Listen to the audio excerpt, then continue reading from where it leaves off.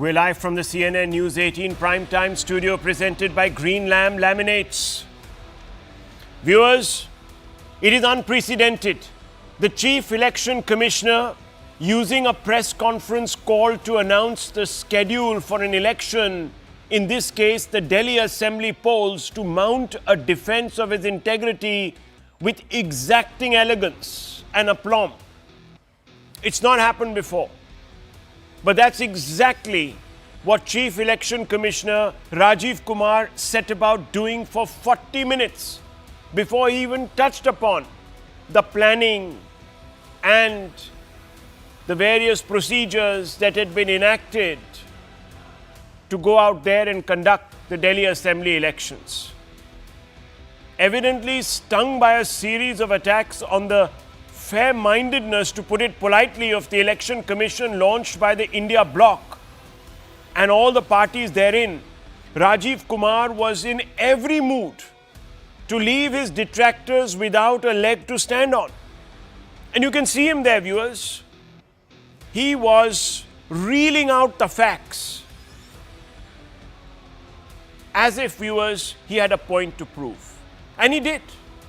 Like a well-drilled chemistry professor, the CEC, the Chief Election Commissioner, read out his side of the facts from an impressive PowerPoint presentation.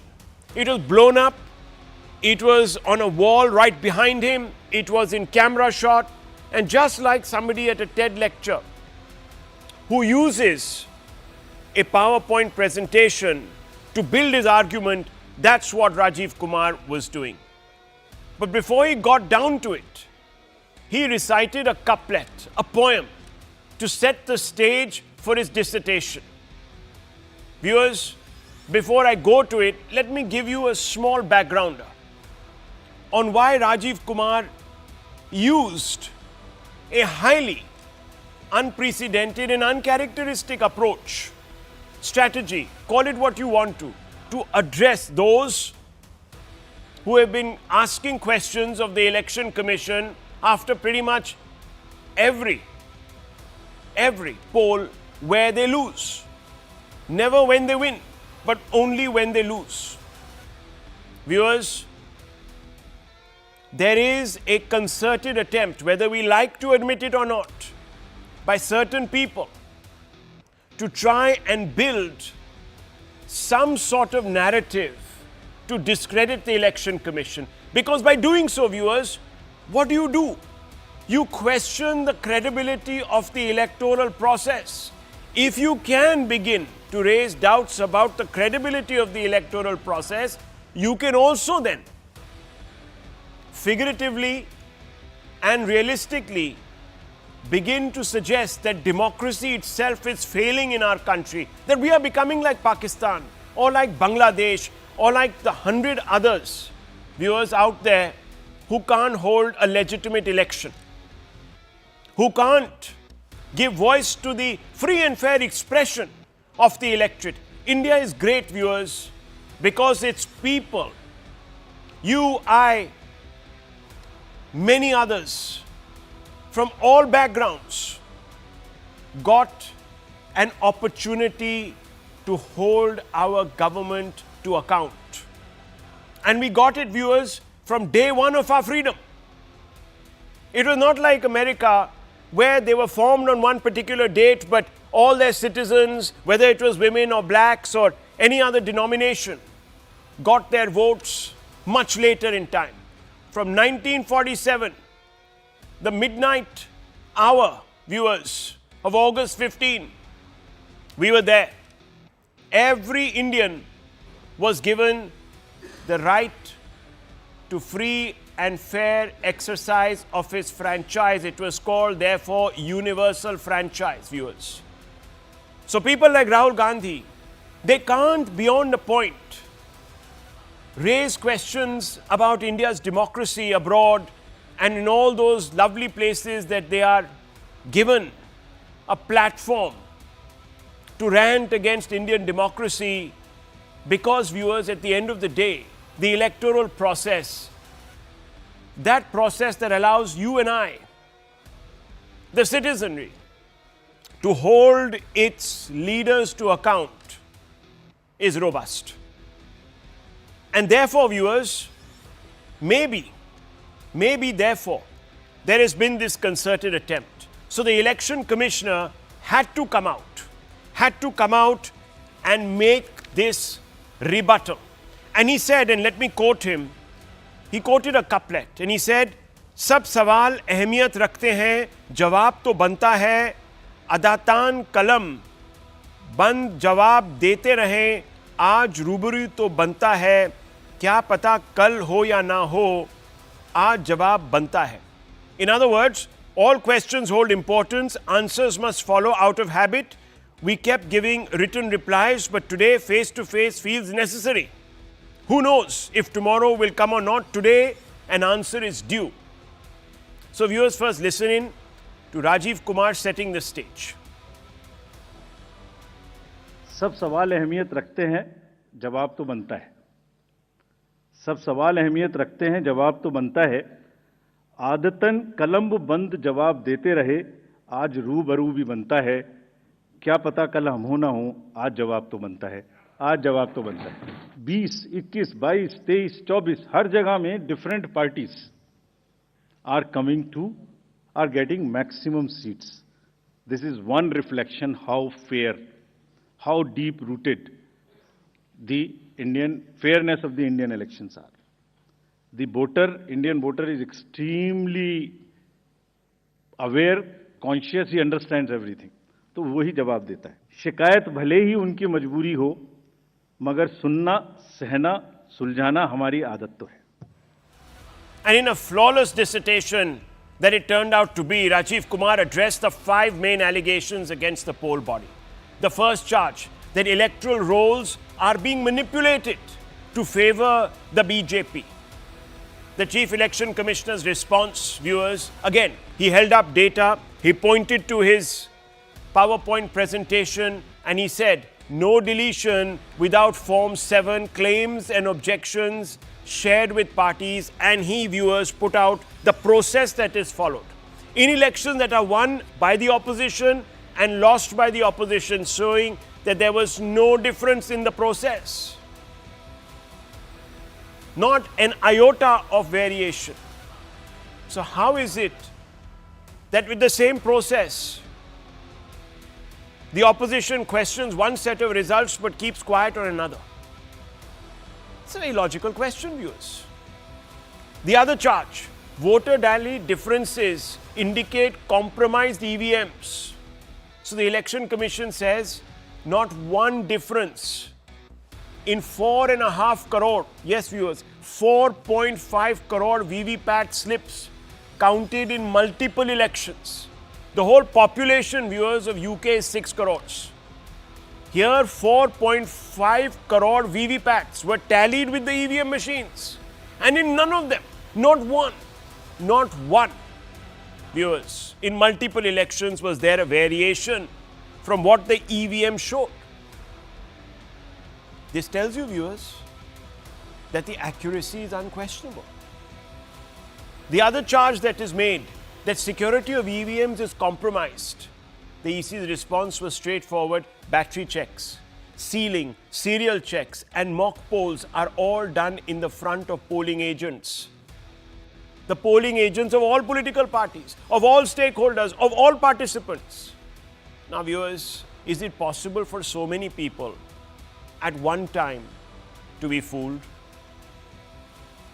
There is something illogical, therefore, viewers, about what the opposition says. They take advantage of the fact that people like you and I may not know the exacting procedures, the exactitude with which votes are counted in this country. There's another charge, drastic change in turnouts in final stats and voting day EC. Response was very straight. Gap is procedural, impossible to tell voter turnout at 6 p.m. Now think about it, viewers. The opposition says, tell us at 6 p.m. how many people have actually voted. Now, viewers, there are polling stations, as you know, in far-flung areas.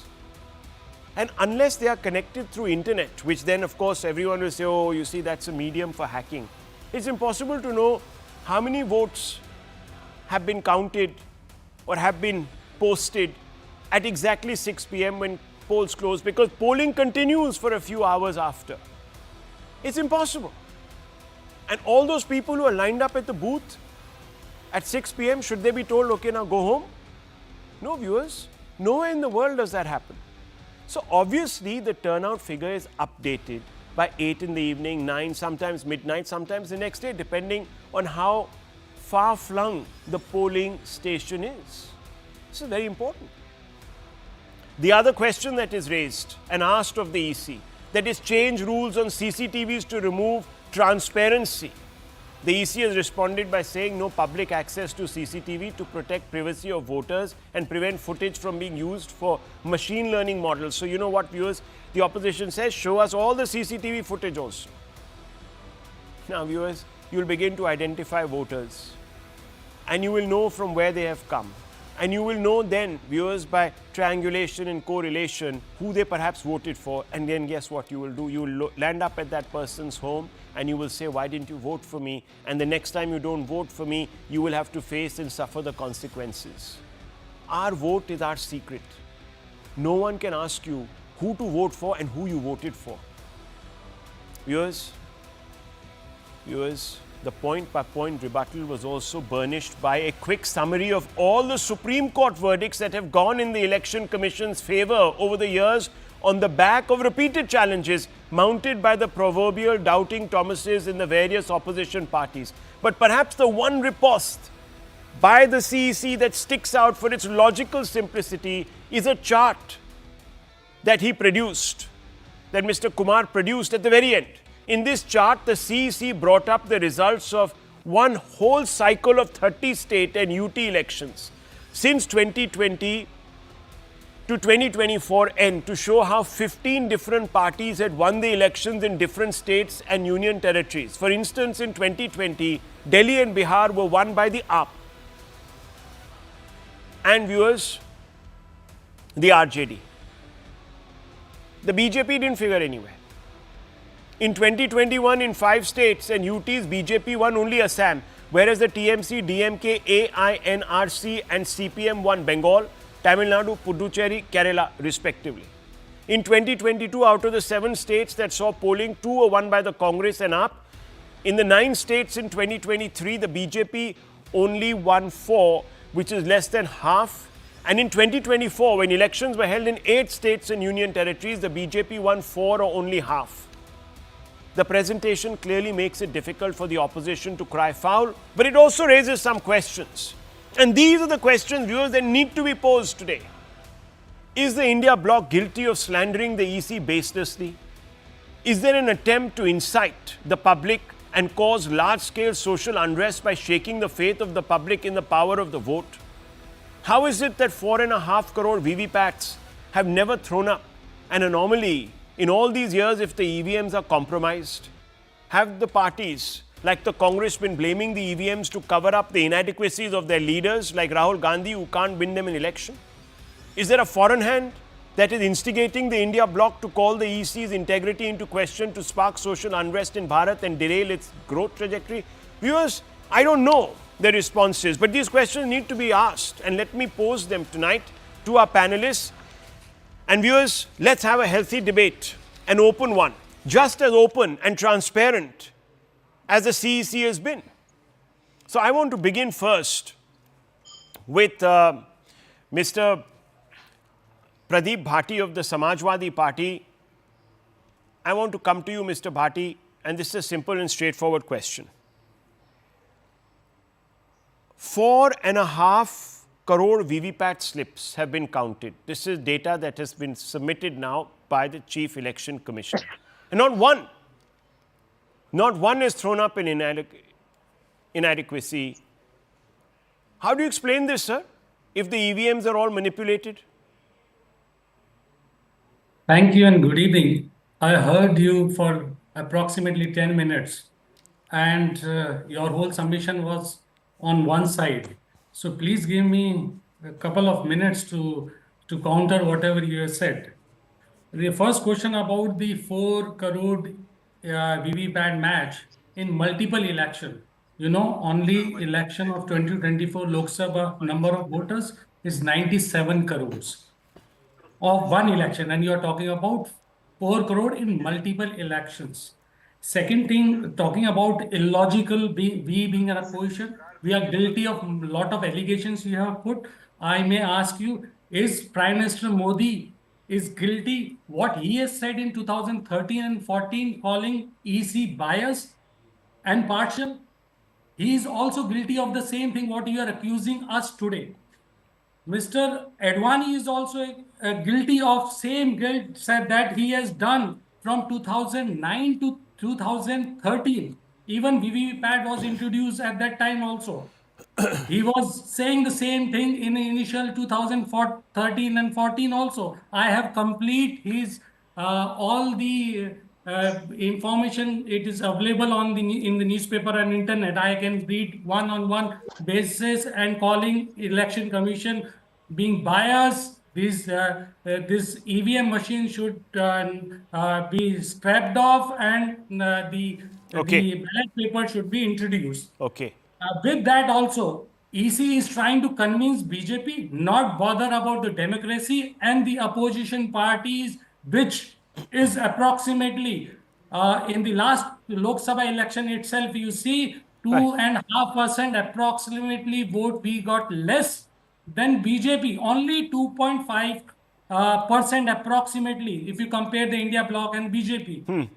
And my leader, Honorable Akhilesh Yadav ji, has categorically stated that मैं EVM जीत कर EVM हटाऊंगा, मैं सारी की सारी भी सीटें जीत जाऊं. So don't give us this logic that we won in 2024 Lok Sabha election, so we are going to bend down that.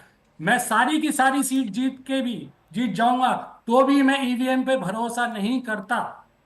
So this we are. तो फिर इलेक्शन में वो पार्टिसिपेट क्यों करते हैं? One second, Mr. Bhati, can I ask you a counter question?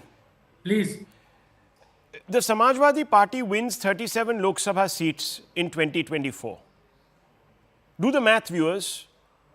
Even if you believe that in every Lok Sabha seat there are about 6 assembly, roughly. Do the math. 37 into 6. Even if you believe that they won 4 in each. Just do the maths. That's about 160 seats they would have won in an Uttar Pradesh election had it been held across these 37 seats, viewers.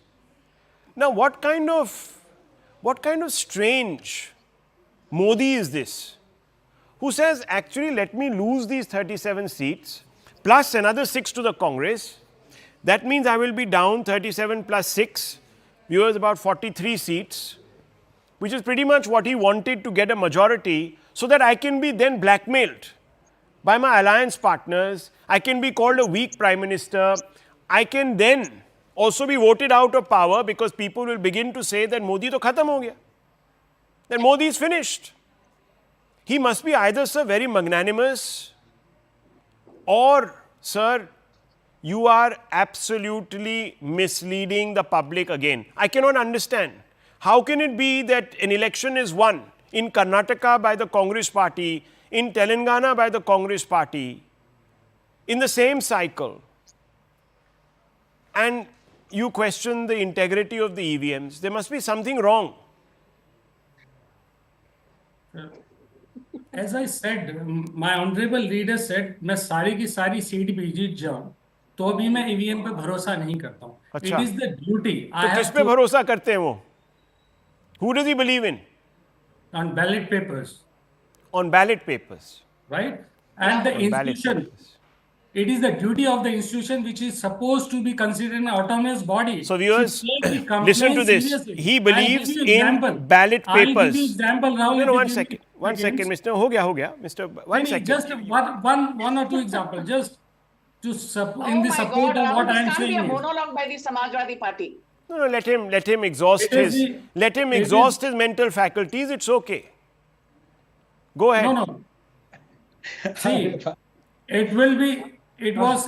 I'll give you with an example. In 2022 assembly polls, the PDA voters, thousands of voters, the names were striked off. The EC sent us notice when we said that this was done. They sent us notice.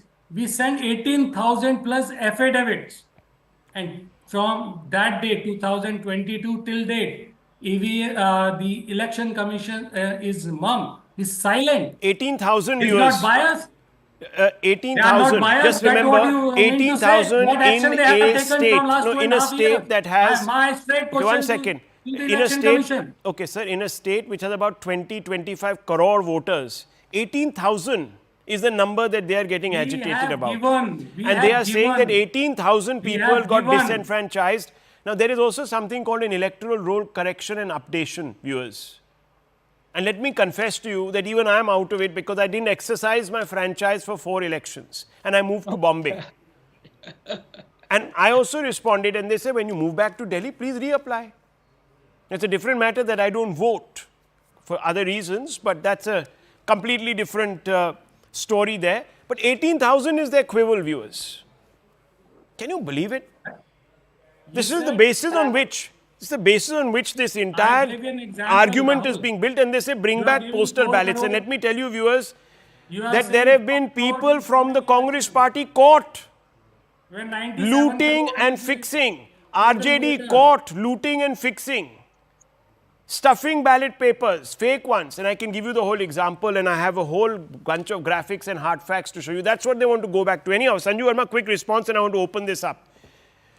You know, Rahul, Your leaders, Mr. Bhatti says, and I remember one cephalogist from your ranks, GVN Narasimha Rao, said that the EVMs are compromised, that the process is. He wrote a book also.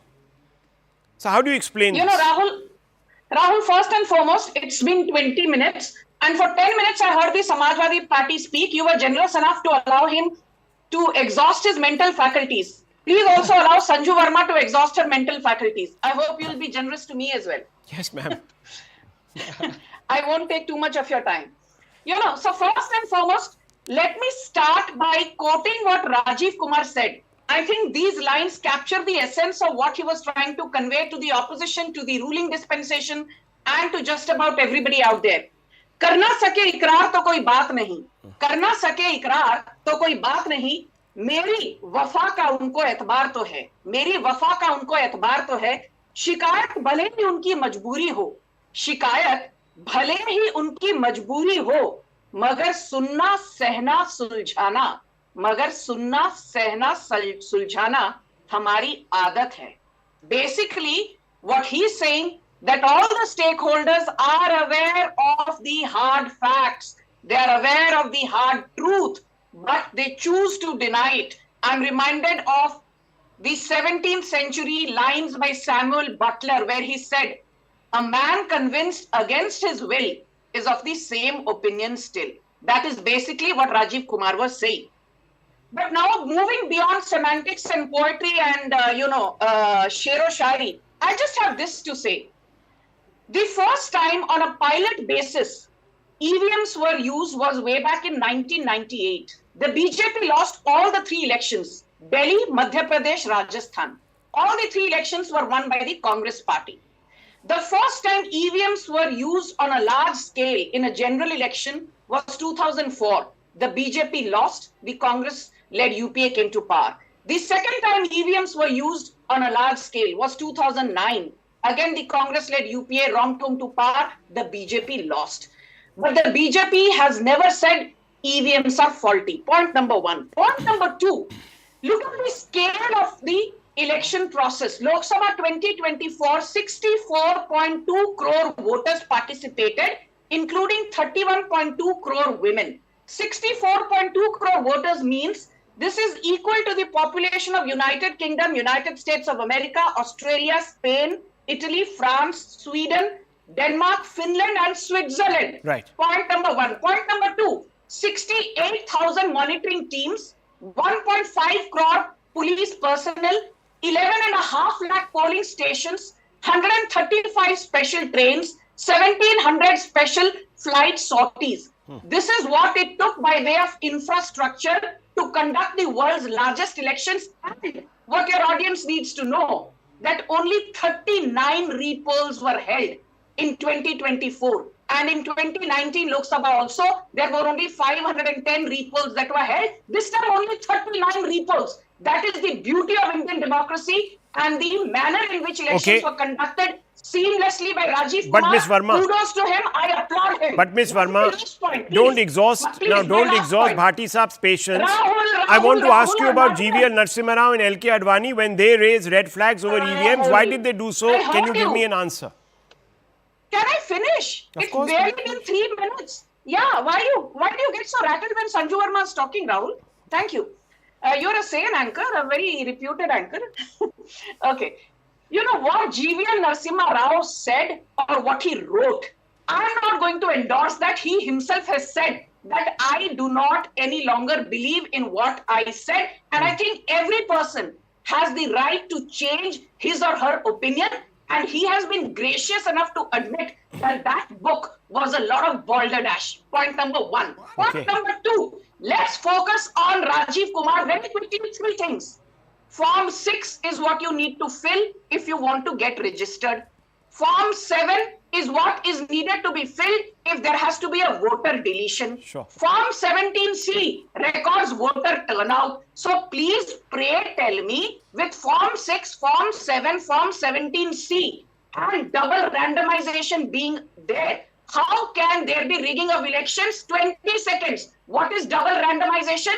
In the first stage, Yes, ma'am. EVMs are randomly allotted to different assembly constituencies. Okay. And in the second stage, they are randomly allotted to different polling booths Okay. in the presence of the returning officer. Okay. And all the Viewers, we know the concerned process. candidates. We know the process. Sanju Verma has been gracious enough to tell us that the BJP has accepted that what its previous or whatever spokesperson had said was balderdash, and that he himself has been humble enough to go out there and say, no, I stand corrected. So I hope that part of the argument now, viewers, is dropped. But Dr. Ranganathan, I have to ask you this question because somewhere I believe that this persistence on the part of the opposition, is this an attempt either to obfuscate or to build on their own thesis that India's democracy has now, become so weakened by institutional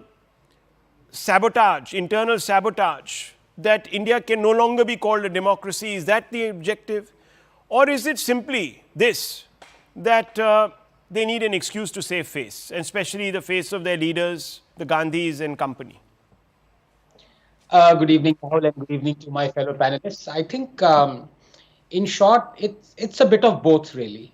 But let me address this entire issue with a couple of points. Number one, I have seen a lot in debates, a lot of illogic and irrationality, but today even I am absolutely stumped by the statement purportedly made by Akhilesh Yadav ji that मैं EVMs के through ही जीतूंगा और जीतने के बाद EVMs को हटाऊंगा. It's like saying I have formed a party and I am going to win elections by supporting and financing my elections through black money that I will get, and after I win, I will take steps to remove black money. ये कैसा logic है? The world over, the clear rationality would suggest that if you don't believe in a system, if you believe that system is corrupt and faulty, then don't use that system. That's the first thing a rational, logical man would do. यहाँ पे आप party बनाएंगे black money लेके, जीतने के बाद कहेंगे कि हम ब्लैक मनी को हटाएंगे. बहरहाल ये पॉलिटिशियंस हैं, कहते रहते हैं, तो इनका कोई I don't take their views much seriously. But I am a free speech absolutist, but I hate to say this. The absolutism of free speech excludes defamation on the account of somebody alleging that you are corrupt and you are pliable and that you have taken money and that your institution is completely compromised. So I think the time has come for this country, the Election Commission or the Supreme Court, to stand up once and for all and say, if you are making any allegations against this temple of democracy that is run through these EVMs, where more than the population or the same population of South Korea, VVPATs have been tested, not a single discrepancy has been found. So if you are wrong, we are going to file a civil defamation, or I don't believe in criminal defamation, but at least a civil defamation suit has to be filed. Because time and again, every single day, these people are throwing stones, pelting stones, there's no other way to say it, pelting stones at the temple of democracy. they win through the same system and they allege the same system is wrong, the same system will be corrected. They will go back to paper ballot stuffing and the compromise elections that we as children grew up watching. So I am for civil defamation. The Supreme Court has to come in. It has to step in and say, stop this nonsense right now. Finally, 30 seconds. As far as some of the India Alliance members now correcting what wrongs that they have committed, I'm afraid it is still folk tongue. You saw Omar Abdullah saying that we must believe in EVMs, and I don't believe in Rahul Gandhi and Congress always alleging that EVMs are corrupt. But 6 months before that, his own father was alleging EVMs are corrupt. It's a system of thievery, he said. So I don't believe in any of these politicians. What I still believe in a limited way, at least in the Supreme Court, it has to come out and punish those in a civil manner. I mean, civil defamation, all who allege. Doctor, you said that the Supreme Court must stand up. You actually said must stand up. You need to have a particular bone in your body to allow you to stand up. Now, I want to ask you, and I don't know if you know this, how many suo moto cases has the Supreme Court taken up in the last 3 decades? Yes. You know, viewers, just about over 50. And there are varying numbers on this. So some people put it at very, very generously at 66, some people say 52. So viewers, forget the Supreme Court. I think the EC really needs to next either go against these political parties and say, listen, if you don't have the proof, you can't contest an election. Clearly you don't have faith in us, so please, out you go. Or viewers, they should file cases against these individuals, because that's really what needs to be done. Now, viewers, I'm not just going to get fixated, and I have Tehseen Poonawala here and Akashdeep Muni, and I want to engage with the second part of this debate.